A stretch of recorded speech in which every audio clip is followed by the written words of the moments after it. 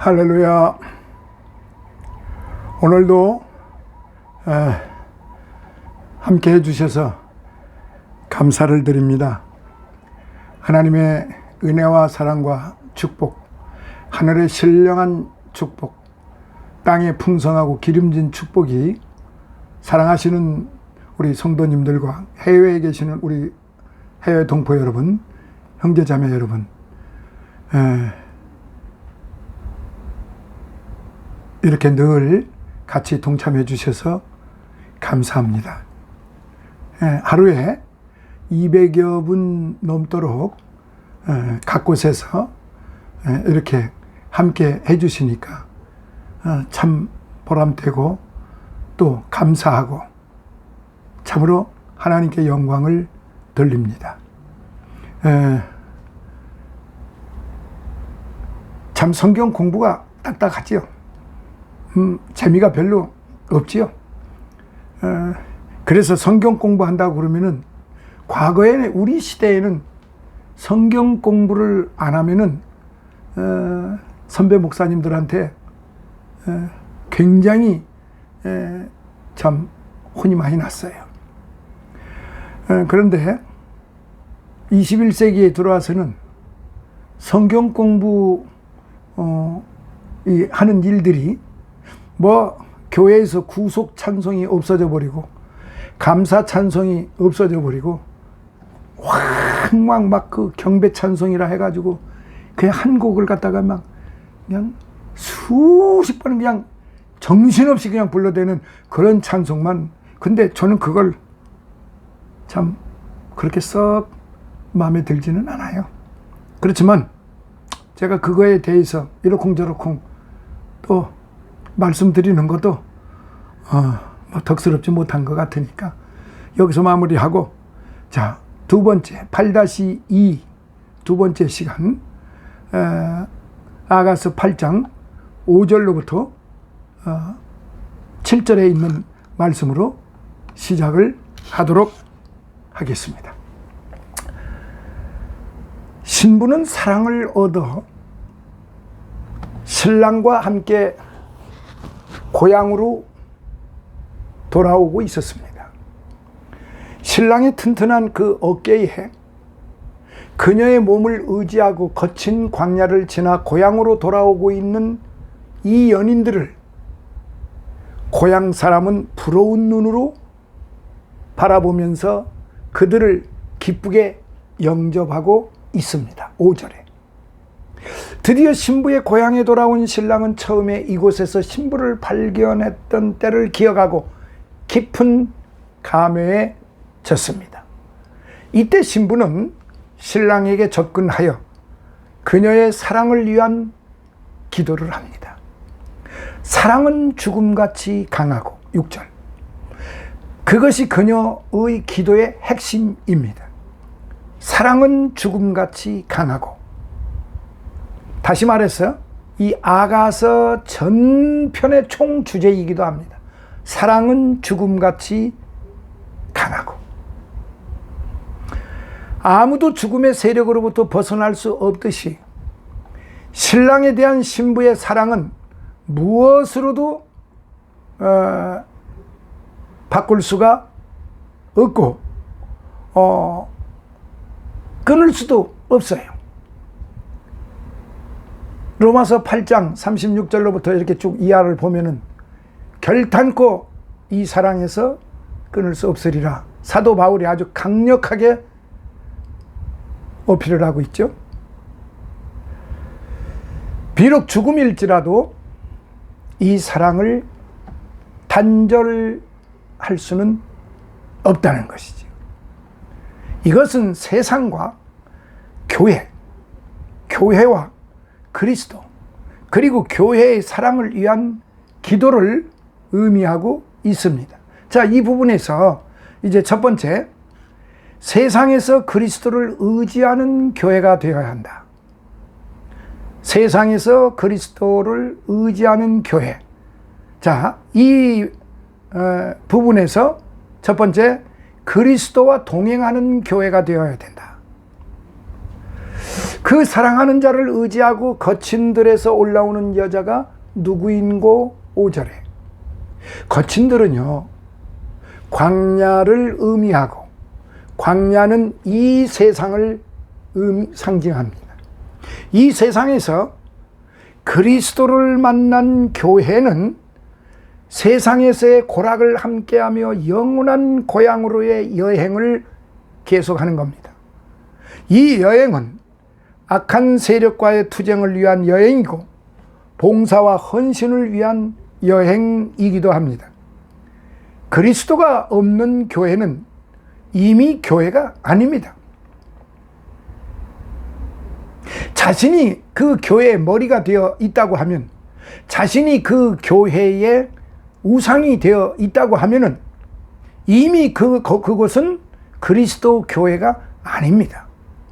그냥 흉내 낼 뿐이고,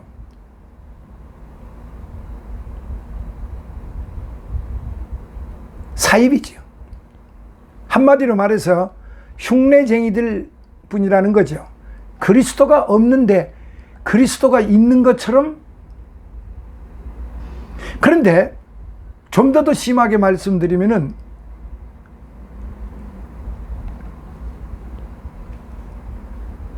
서울 장안에, 아니 대한민국 땅 안에도 자칭 예수가, 자칭 성자들이 많습니다. 이래서는 안 됩니다.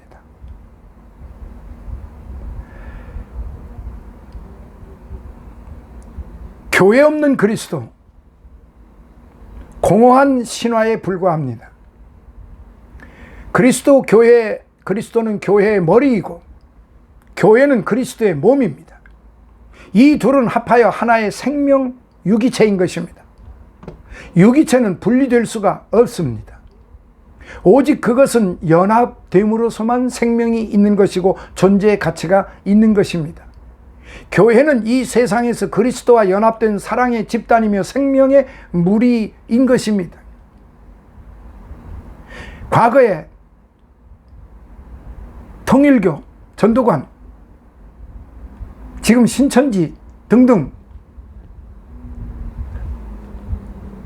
물론 이런 여러 가지 부분들을 볼 때 많은 그런 문제 요소가 있었기 때문에 예수 그리스도하고는 거리가 먼, 그야말로 신뢰할 수 없는, 그리스도와는 전혀 상관이 없는 그런 집단에 불과한 것이지, 하나님의 교회라고 말하기에는 턱없이 한없이 부족한 것입니다.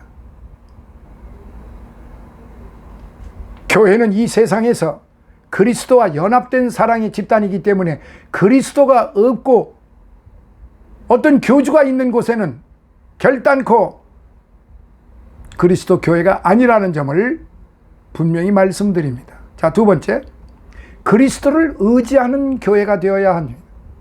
신부는 신랑을 의지하고 거친 들에서 올라오고 있어요. 신부는 광야에서의 여행은, 신부의 그 광야의 여행은 신랑을 의지함으로서만이 가능합니다.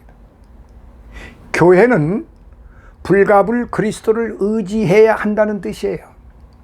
교회의 생명과 능력은 그리스도에게서 오기 때문에 사람에게서 결코 단 0.0000콤마라도 사람에게서는 절대로 그 생명 자체가 오지를 않습니다.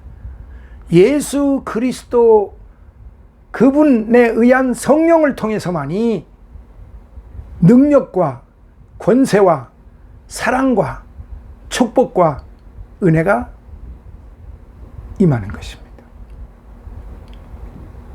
더구나 세상의 악과 싸울 수 있는 능력은 그리스도의 말씀과 성령의 능력이 아니고서는 결단코 얻을 수가 없습니다. 그리스도는 진리의 원천이고 능력의 샘인 것입니다. 그리스도를 의지한다는 것은 전폭 맡긴다는 뜻입니다. 그러나 교회는 그리스도 안에 있을 때만 참 교회라는 말이에요. 그리스도는 교회의 심장이고 교회의 모든 것입니다. 그 어떤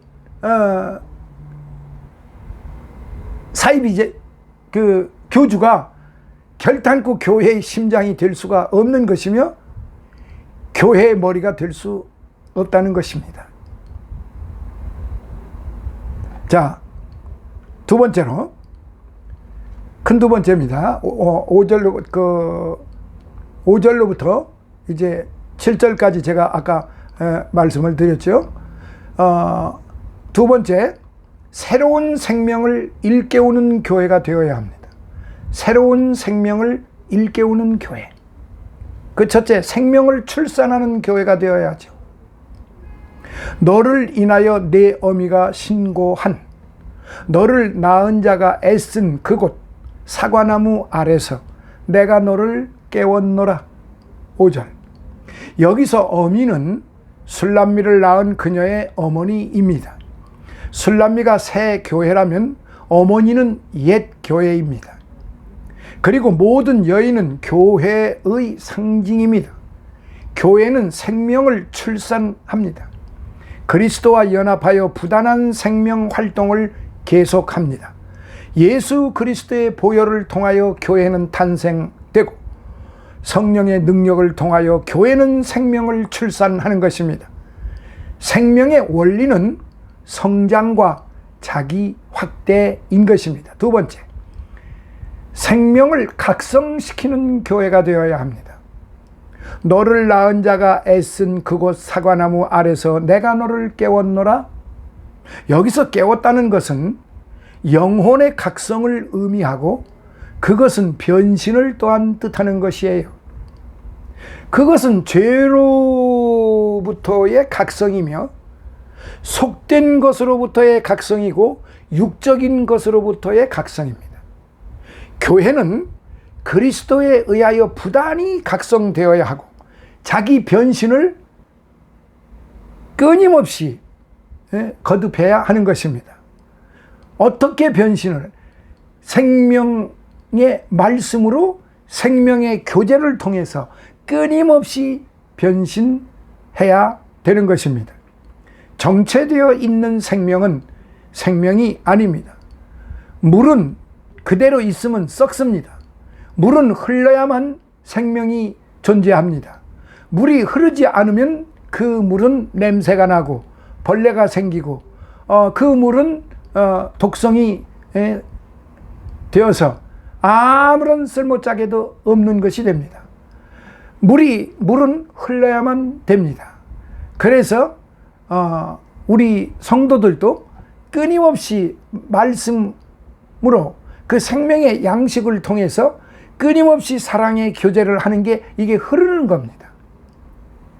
그래서 그 사도 바울이 너희가 하나님의 성전인 줄을 알지 못하느냐? 그리고 하나님의 교회를 계속 지어간다고 그랬어요. 지어간다고 하는 말은 우리 말로 흐른다.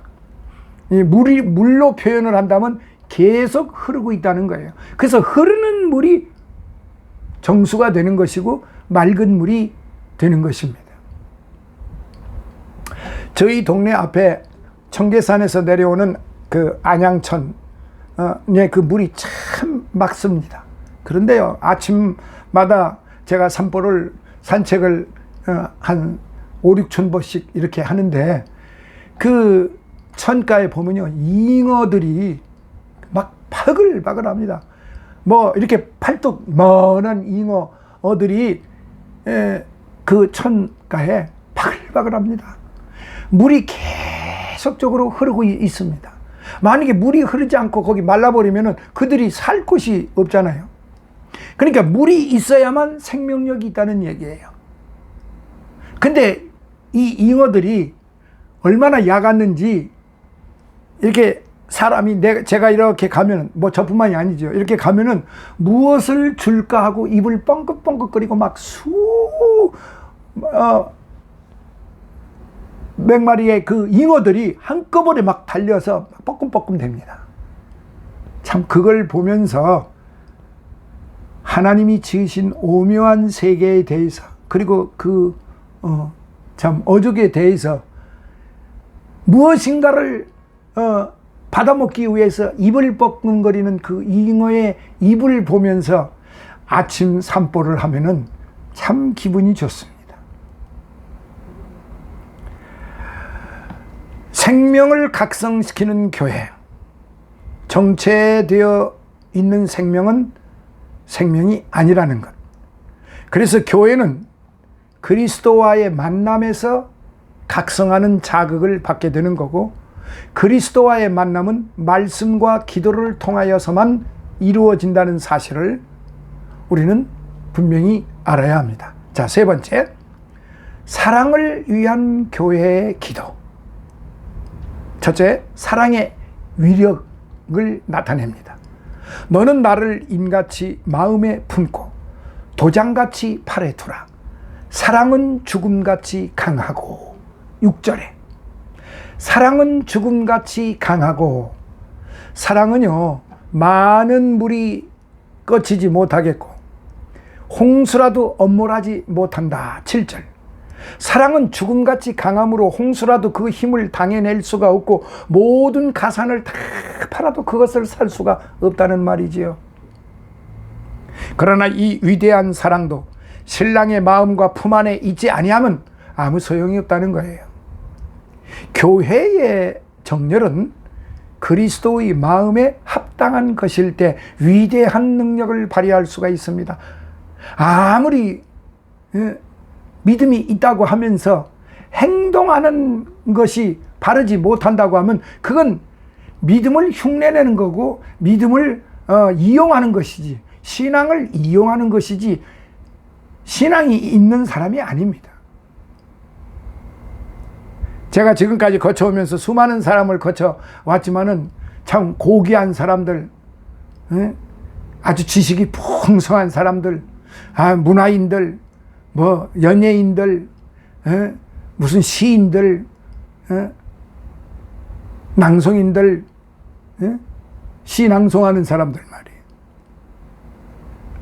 그리고 무슨 하여튼 어쨌든 수많은 사람들을, 믿음이 있다고 하는 사람들, 기독교라고 하는 타이틀을 늘 가지고 다니는 사람들, 근데 그들의 언행 심사를 보면은 일치를, 그들의 행동을 보면은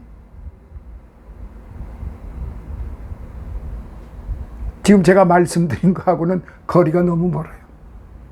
한평생 신앙생활을 했는데도, 한평생 교회에서 중직으로 일했다고 하는 사람들인데도 불구하고 그들이 가지고 있는 정열은 세상을 향한 정열이요, 자신을 위한 정열이요, 사람들을 앞에 보기 위한, 사람들 좋게 하기 위한 정열이었지 하나님의 영광을 위한 정열은 아니었다라고 하는 그런 것을 많이 느껴보았습니다. 그러나 그건 어디까지나 제 생각이고, 사랑하시는 성도 여러분, 기독교는 자기를 나타내는 것이 아닙니다. 기독교는 자기의 명예를 나타내는 것이 아니에요. 기독교는 자기 이미지화하기 위한 것이 기독교가 아닙니다. 기독교는 명예의 전당도 아니고 권세의 정당도 아니고 재물을 쌓아놓는 것도 아니고, 기독교는 지식이 쌓아놓는, 지식을 쌓아놓는 무슨 박물관이 아닙니다. 도서관이 아니에요. 기독교는 오직 사랑입니다. 제가 지금 말씀드린 것처럼 사랑은 죽음같이 강하고, 기독교는 사랑은 죽음같이 강하고, 기독교는 사랑입니다. 그 사랑의 심볼은 예수 그리스도 우리 신랑이십니다. 그 이외에 그 어떤 것도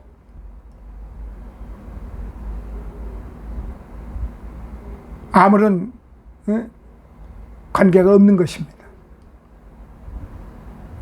예수 그리스도 사랑 이외에는 이 땅에서 그 어떤 것도 다 무익하다는 거예요. 그래서 오직 하면 사도 바울이 내 안에 두 마음이 있다. 내 안에 두 마음이 있는데 하나는 하나님을 향하는 마음, 하나는 사탄을 향하는 마음. 그래서 나는 날마다 채찍질하노라. 날마다 나를 채찍질하노라. 나는 날마다 죽노라. 내가 사람을 향하여 사람을 좋게 한다고 하면 나는 하나님의 종이 아니다. 제가 조금 전에 말씀드린 것이 바로 이 말씀에 준한 것입니다. 사람한테 사람을 향하여 사람에게 체면을 세우려고 사람 좋게 하려고 그 무엇을 한다는 것은 그것은 사입입니다. 그건 기독교하고는 아무런 상관이 없는 겁니다. 기독교를 사칭하는 것 뿐입니다. 그 결과는 제가 판단하고 제가 심판하는 게 아니라 우리 주님이 이미 다 알고 계시기 때문에 일거수일투족 그들의 언행일치를 다 알고 계시기 때문에 그건 우리 주님이 심판하실 일입니다. 사랑은 죽음같이 강함으로 홍수라도 그 힘을 당해낼 수가 없고 모든 가산을 다 팔아도 그것을 살 수가 없다고 한 것처럼 기독교는 사랑 곧 희생입니다. 사랑은 희생입니다. 희생하지 않으면 사랑이 되지를 않습니다. 그래서 하나님의 교회를 위한 정렬은 바로 이렇게 사랑과 희생이 같이 동행하는 것입니다.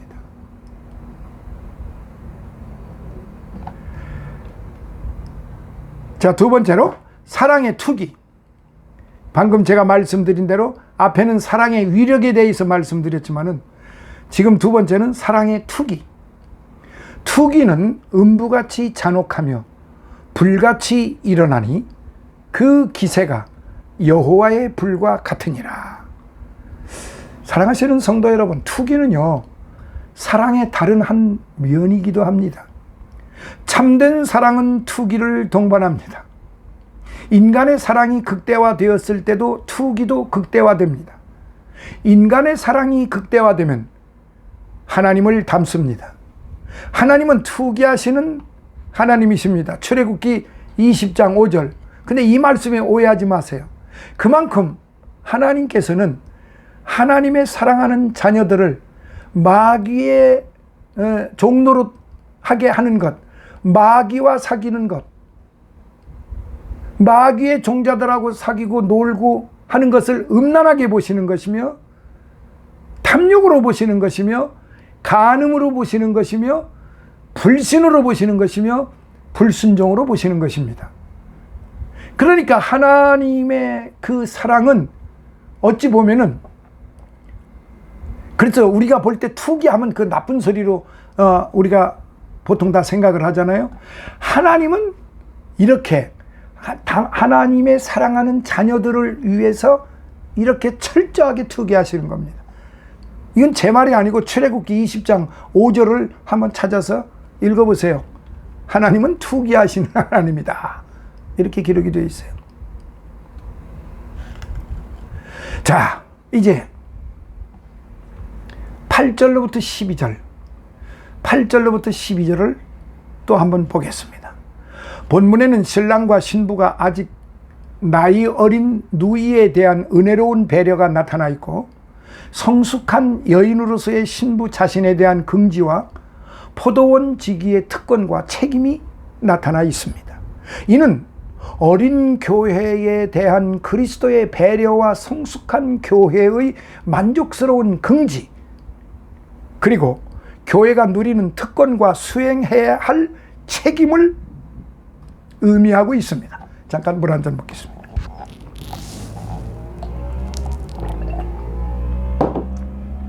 미안합니다. 이는 어린 교회에 대한 그리스도의 배려와 성숙한 교회의 만족스러운 그런 긍지, 그리고 교회가 누리는 특권과 수행해야 할 책임을 의미하고 있는데요. 교회는 그리스도로부터 은총을 받은 만큼 자기 책임을 완수해야 한다는 뜻입니다. 자, 상고해 보기로 하겠습니다. 첫 번째, 어린 교회에 대한 그리스도의 배려. 첫째, 미숙한 교회에 대한 은혜로운 배려가 있습니다. 우리에게 있는 작은 누이는 아직도 유방이 없구나. 그가 청혼함을 받는 날에는 우리가 그를 위하여 무엇을 할꼬. 8절입니다. 신랑과 신부는 이제 사랑이 무르익어 가득한 행복함에 충만되어 있습니다. 두 사람 사이에서는 이제 더 추구할 것이 없어요. 그리하여 그들은 이제 아직 나이 어린 누이에 대하여 생각을 합니다. 앞으로 신부가 될 어린 누이에 대하여 그들은 그녀가 신부가 될 때를 그려보며 그들이 할 수 있는 은혜로운 계획을 피력하고 있습니다. 그리스도와의 관계가 성숙된 교회는 이제 미숙한 교회에 대하여 관심을 가져야 한다는 뜻이에요. 우리가 그를 위하여 무엇을 할꼬. 8절이죠. 이것은 교회가 언제나 가지고 있어야 할 삶의 기본 자세인 것이에요. 남을 위하여 봉사하게 될 때, 남의 행복을 생각하게 될 때, 인간은 비로소 인간으로서의 한계를 벗어납니다. 교회가 자기 애에 빠지게 될 때, 그러니까 자기 아집에 빠지게 될 때 교회는 이미 부패하게 됩니다. 자, 자기 아집에 빠진다는 말이 뭡니까? 제가 전 시간에 말씀드렸지만 교회는, 지구상에 있는 교회는 하나지, 둘이 아니고 셋이 아니고 열이 아니고 백이 아니고 천만이 아닙니다. 교회가 하나입니다. 모두가 그리스도 안에서 한 지체들인 것입니다. 그러니까 이렇게 작다고 이것은 내 것이 아니라고 말해서는 결코 안 되는 겁니다. 그러면 이 작은 것을 항상 보호해주고, 다칠까 염려해서 항상 보호해주고 지켜주고 잘 품어줘야 되는 겁니다. 교회가 자기 만족에 빠지게 되면은 이미 그것은 탐욕으로 변하게 되고, 사도 바울이 골로새서에 뭐라고 그랬습니까? 탐욕은 우상 숭배라고 그랬습니다. 그러니까 교회가 부패한다는 이 말은 무슨 말이냐면은 교회가 탐욕스러워진다는 말이에요.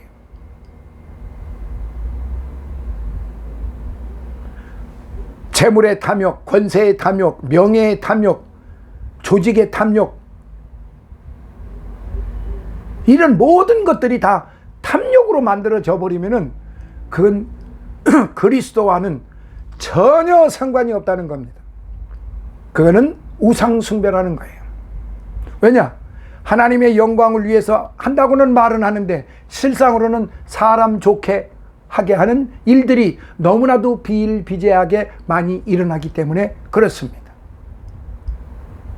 교권주의자들, 교회의 이 교권주의자들, 이 사람들이 문제입니다. 자신이 굉장히 우월하다고 생각합니다. 자신의 단체들이 가장 우월하다고 생각을 합니다. 아주 잘못된 생각입니다. 그 단체가 무슨 단체입니까? 무슨 교단, 무슨 교단, 무슨 협회, 무슨 연합회. 그 주님하고 무슨 상관이 있는 겁니까?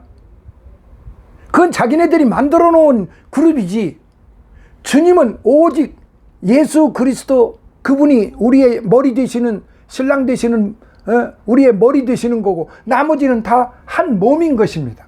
한 지체예요. 근데 왜 이렇게 찢어발깁니까? 절대적으로 잘못된 것이죠. 뭐 조직을 그렇게 만들어서 그렇게 해야만 잘한다고요? 그건 핑계입니다. 변명입니다. 만들어놨으면 잘해야죠. 그 모두가 다 하나인데요. 이것저것 쉽게 말하면은 무슨 단체, 무슨 조직, 무슨 연합회, 그거 그 쥐들이 만들어 놓은 거 아닙니까? 사람들이 만들어 놓은 거 아니에요? 딴에는 이렇게 말할 것입니다. 이렇게 만들어서 잘해보려고 한다고. 그런데 제가 지금까지 47년 동안 보아오는 중에서 잘해보려고 만들었다고 하는데 나타나는 현상은 참으로 가관입니다. 결단코 있어서는 안 될 일들이 무수하게 일어나고 있다는 사실에 있어서 이게 바로 사도 바울이 말은 탐욕인 것입니다. 이게 바로 우상숭배라 이 말입니다. 그래서 하나님께서 과연 기뻐하시겠느냐 이 말입니다. 그래서 교회가 자기 만족에 빠질 때 이미 지체로서의 그 지체의 상실을 해버렸다는 말입니다. 그래도 한 가지 기회는 있습니다. 제가 잘 부르는 찬송 가운데 하나, 돌아와 돌아와 마음이 고난이여. 주님께서 애타게 기다리시는데 잘못을 했으면 그 잘못된 것을 고치고, 회개라고 하는 게 뭡니까? 회개라고 하는 것은 마음을 돌이켜서 고쳐서 행하는 것입니다. 그게 회개입니다. 그러면 회개는 사람이 하는 게 아니고 하나님의 영이, 성령께서 시켜주시는 겁니다. 성령에 의한 회개가 그게 진정한 회개다 이 말이에요. 잘못했으면은, 조금 전까지 잘못했어도 아버지 내가 잘못했습니다, 용서해 주세요, 잘하겠습니다, 그리고 돌아와야죠. 자, 여기까지만 하겠습니다. 두 번째는 생명의 원리입니다. 9절, 그가 성벽일진데 우리는 은망대를 그 위에 세울 것이요 그가 문일진데 우리는 백향목 판자로 두드리라. 생명의 원리는 성숙과 자기 확대, 번식입니다. 번성입니다. 성숙한 생명은 미숙한 생명에 대하여 봉사함으로써 자기 생명을 확대시켜 나갑니다. 어린 생명이 성숙하여 신부가 될 때, 아니 신부로 성장할 때까지 이미 성숙한 자들은 어린 신부의 생명을 완성시켜 주어야 합니다. 성벽 위에 은망대를 세우듯 문을 백향목 판자로 두르듯 조화와 완성을 기해야 합니다. 성숙한 교회는 미숙한 교회가 조화 있게 성장하여 그리스도의 새로운 신부로서 부족함이 없도록 깊은 애정으로 돌보아 주어야 합니다. 타인에 대한 봉사는 곧 자기 확장이고 그것은 생명의 엄숙한 원리이기도 한 것입니다. 자, 두 번째, 자 그러면은 큰 두 번째, 성숙한 교회의 긍지. 성숙한 교회의 긍지. 첫째, 성숙에 대한 긍지를 가져야 됩니다. 나는 성벽이요 나의 유방은 망대 같으니. 10절. 신부의 이 성숙에 대한 긍지는 8절과 9절에 나타나 있는데 나이 어린 작은 누이와의 비교에서 나온 긍지입니다. 성숙에 대한 긍지는 곧 책임에 대한 긍지이고 봉사에 대한 긍지입니다. 성숙했다는 것은 다만 은혜만이 아닙니다. 성숙하기까지에는 은혜로 삽니다. 그러나 성숙한 후에는 남을 위해 봉사해야 할 책임이 수반이 되는 겁니다.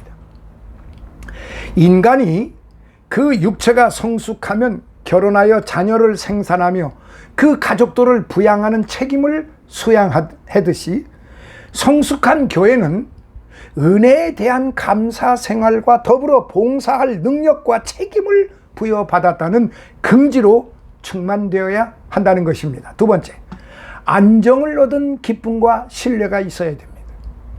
10절에 그러므로 나는 그의 보기에 화평을 얻은 자 같구나. 신부는 그녀의 성숙한 아름다움으로 인하여 이제는 신랑의 사랑을 완전히 확보했다는 안전성에 대하여 확신을 가지고 있습니다. 그것은 신랑과의 합일과 연합에서 오는 기쁨과 신뢰이기도 합니다. 그리스도의 은혜로 성장한 교회는 이 안정에서 오는 기쁨과 신뢰에 넘쳐 있습니다. 어떤 일이 있어도 그리스도와의 관계는 확고부동하다는 믿음과 거기에서 오는 평강이 교회에 자리 잡고 있는 것입니다. 자, 이제 큰 세 번째, 교회의 지도자들의 특권과 책임.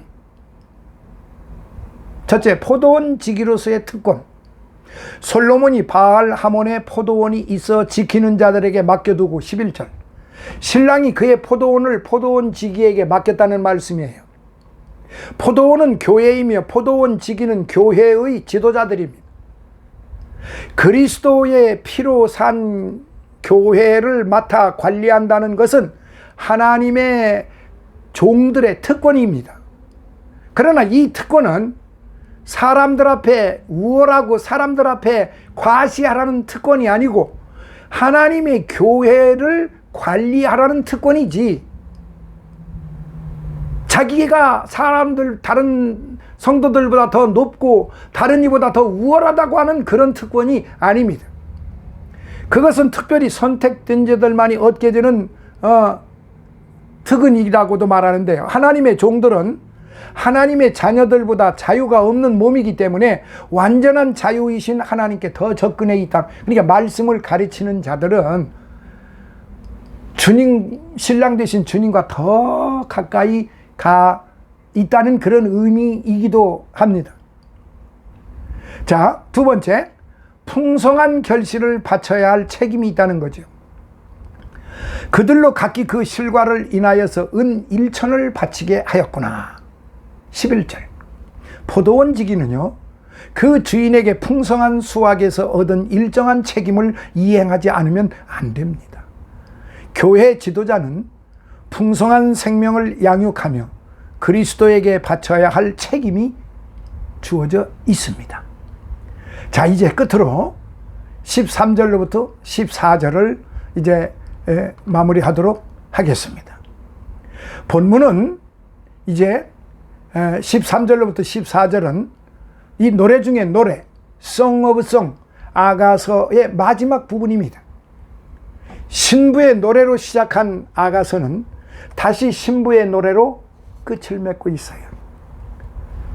첫사랑의 기쁨으로 시작한 이 사랑의 노래는 결혼 생활의 기쁨으로 이어지고요, 잠시 동안 사랑의 시련을 겪다가 다시 화합하여 더욱 완전한 사랑을 이룩함으로써 끝이 나고 있어요. 그 사랑의 끝을 신랑에 대한 신부의 노래로서 장식하고 있는 것입니다. 이것은 교회와 그리스도와의 사랑의 관계를 상징적으로 미화한 것이며, 그리스도에 대한 교회의 사랑이 찬양으로 시작하여 찬양으로 끝나는 것임을 우리에게 보여주고 있습니다. 자, 한번 마무리를 해보도록 하겠습니다. 첫째, 신부의 노래를 듣기 원하는 신랑. 신부의 노래를 듣기 원하는 신랑. 첫 번째, 동산에 거하는 신부. 13절, 너 동산에 거한 여자야. 신랑은 신부를 향하여 동산에 거하는 여자라고 말하고 있습니다. 이 동산은 신부 자신을 가리키고 있습니다. 나의 누이, 나의 신부는 장근 동산이요 덮은 우물이요 봉한 샘이라고 했기 때문에 그렇습니다. 이 동산은 또한 포도원을 뜻하기도 하며 그것은 교회와 천국을 상징하고 있습니다. 성도 자신이 하나님의 동산이며 교회이며 천국입니다. 이 동산에는 그리스도를 통하여 구원받은 많은 성도들, 동무들이 함께 있습니다. 신부는 여기에서 그녀의 아름다운 사랑의 노래를 부르고 많은 동무들이 이 신부의 노래에 심취되어 있습니다. 사랑이 있고 기쁨이 있는데 어찌 노래가 없을 수 있겠습니까? 그리스도에 대한 사랑과 그 은혜로 인한 기쁨이 교회에 있는 한 교회의 찬송은 끊이지 않을 거예요. 자, 두 번째로 노래를 듣기 원하는 신랑. 너 동산에 거한 여자야, 동무들이 내 소리에 귀를 기울이니 나로 듣게 하려무나. 13절. 신랑은 신부의 동무들이 심취하여 듣고 있는 노래를 자기도 듣기를 원하고 있습니다. 신부의 노래는 신랑의 마음을 기쁘게 하고 신부에 대한 애정을 심화시킬 수 있기 때문에 그렇습니다. 그리스도는 교회가 당신을 찬양하기를 원하고 있어요. 교회가 찬양하는 것을 보는 것은 그리스도의 더할 수 없는 기쁨이며 보람이기 때문에 그렇습니다. 당신의 피로 산 생명들이 다 자라서 당신의 은혜를 찬양하고 그 영광을 노래하는 것을 본다는 것은 참으로 흡족한 일이 아닐 수 없습니다.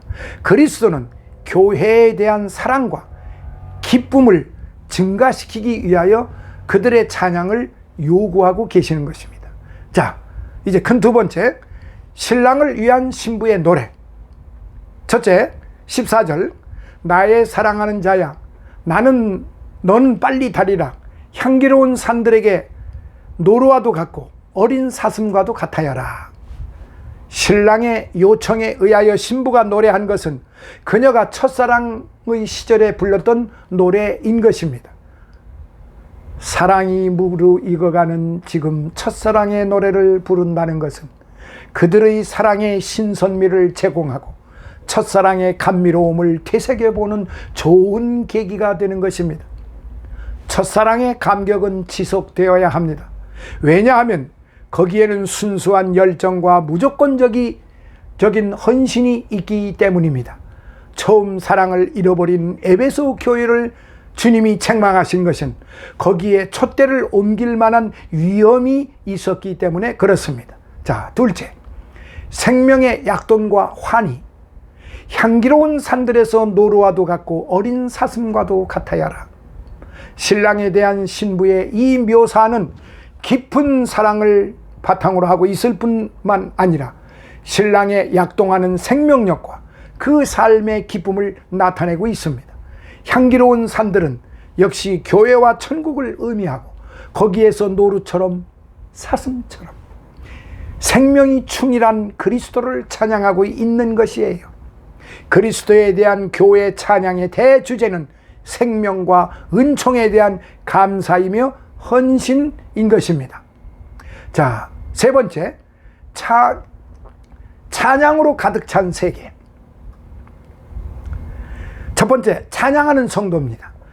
아가서의 마지막 장면에서 우리는 천국에서의 교회와 그리스도에 대한 모습을 발견하게 됩니다. 거리는 교회를 향하여 그리스도께서 찬양할 것을 기대하시고 거기에 응답하여 교회는 그의 첫사랑의 노래를 부르는 찬양의 세계입니다. 교회가 찬양을 드리는 것은 생명을 얻은 자의 본능이며 임무이고 사랑입니다. 자, 둘째, 찬양을 받으시는 하나님. 하늘나라는 찬양의 세계입니다. 하나님이 계신 보좌를 향하여 6날개를 가진 천사들이 찬양을 드립니다. 이사야서 6장 1절부터 3절. 보좌 주위에 있는 내 영물들이 밤낮 쉬지 않고 하나님께 찬양을 드립니다. 계시록 4장 6절부터 9절. 장로들이 찬양을 드립니다. 계시록 4장 10절로부터 11절. 이 세상에서 구원받은 모든 성도들이 오늘도 찬양을 드립니다. 계시록 7장 9절로부터 10절. 모든 천사들이 찬양을 드립니다. 계시록 7장 11절로부터 12절. 그리고 하늘과 땅에 있는 모든 만물이 찬양을 드립니다. 보좌에 앉으신 이와 어린 양에게 찬송과 존귀와 영광과 능력을 세세토록 돌릴지어다. 계시록 5장 13절입니다. 할렐루야. 이렇게 해서 아가서 대단원의 막을 내립니다. 그동안 이 성경 공부 하시느라고 또 힘쓰시고 시간 내주시고 수고 많으셨습니다. 감사합니다. 항상 주 안에서 건강하시고 이 아가서에서 나온 이 아름다운 노래, 즉 하나님께 올리는 이 찬양, 천국에서만이 하는 게 아니고 오늘 이 땅 교회에서 오늘 저와 여러분들이 보좌에 앉으신 주님을 향하여 하나님께 찬송과 존귀와 영광과 능력을 세세토록 돌리시는 저와 여러분이 되시기를 예수님 이름으로 축원합니다. 할렐루야. 하나님의 극진하신 사랑과 예수님의 무한하신 그 은혜와 성령님의 늘 충만하신 인도하심이 오늘 저와 여러분께, 해외에 계시는 우리 해외 동포 여러분, 성도 여러분께 풍성하게 임하시길 예수 그리스도의 이름으로 기도합니다. 아멘.